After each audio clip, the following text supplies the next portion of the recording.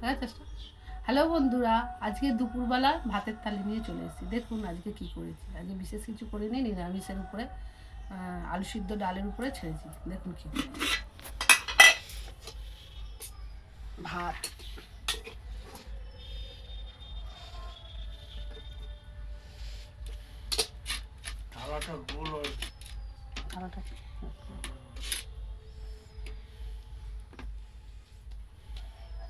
আলু সিদ্ধ,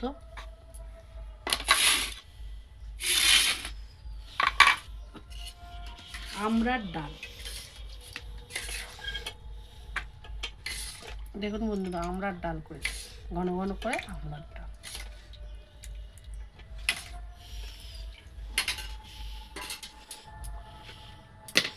আর চুনো মাছের ঝাল। বাই বাই বন্ধুরা।